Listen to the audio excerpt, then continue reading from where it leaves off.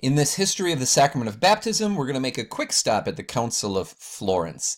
The Council of Florence was held in the 15th century, and one element of the council was it was a council seeking reunion with some separated Eastern churches.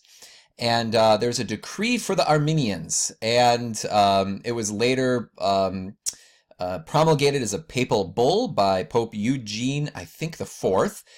The bull Exultate Domino, and as a part of that, it was a profession of faith that those separated Christians were required to profess to come into full communion again with the Roman Church, and a large portion of that had to do with the sacraments.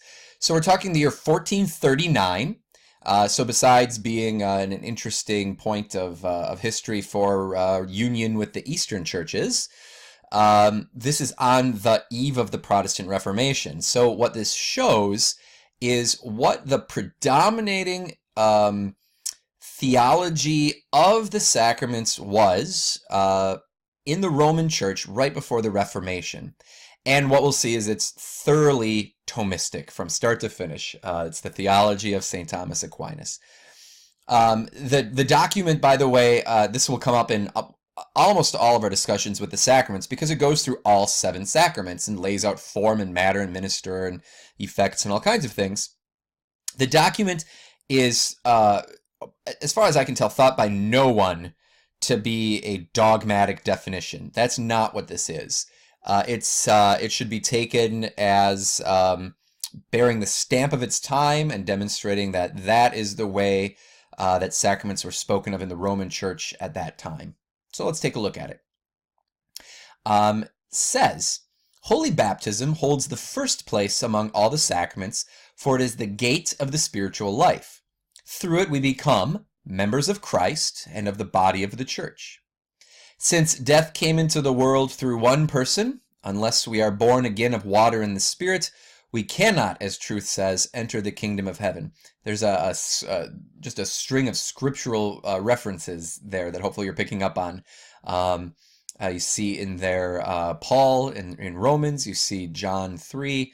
So it talks about the basic effects of baptism there. The matter of this sacrament is true and natural water, either hot or cold. The form is, I baptize you in the name of the Father, and of the Son, and of the Holy Spirit. But we do not deny that true baptism is conferred by the following words. May this servant of Christ be baptized in the name of the Father, and of the Son, and of the Holy Spirit. Or, this person is baptized by my hands in the name of the Father, and of the Son, and of the Holy Spirit. This is most certainly a nod to some of the Eastern churches who did and still do baptize not in the form of I baptize you, but the servant of God is baptized. And the council here is saying and still says that both forms are recognized as valid. In fact, the current catechism says as much. It goes on, since the Holy Trinity is the principal cause from which baptism has its power, and the minister is the instrumental cause who exteriorly bestows the sacrament is conferred if the action is performed by the minister with the invocation of the Holy Trinity.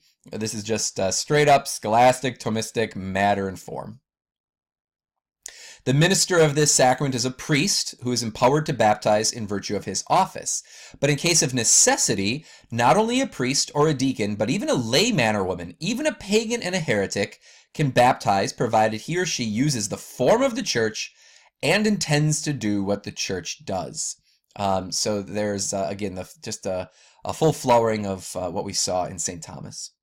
The effect of this sacrament is the remission of all original and actual guilt, so all original sin and actual sin. Also, all penalty that is owed for that guilt, that is, the temporal consequences of sin. Hence, no satisfaction for past sins is to be imposed on the baptized, but those who die before they incur any guilt go straight to the kingdom of heaven and the vision of God. So that's a quick look at the Council of Florence, just to note how thoroughly the theology of Thomas Aquinas became the quasi-official theology of the sacraments, the sacrament of baptism, by the time of the Protestant Reformation. And that will be the topic of our next and final video when we look at the Reformers and the response of Trent.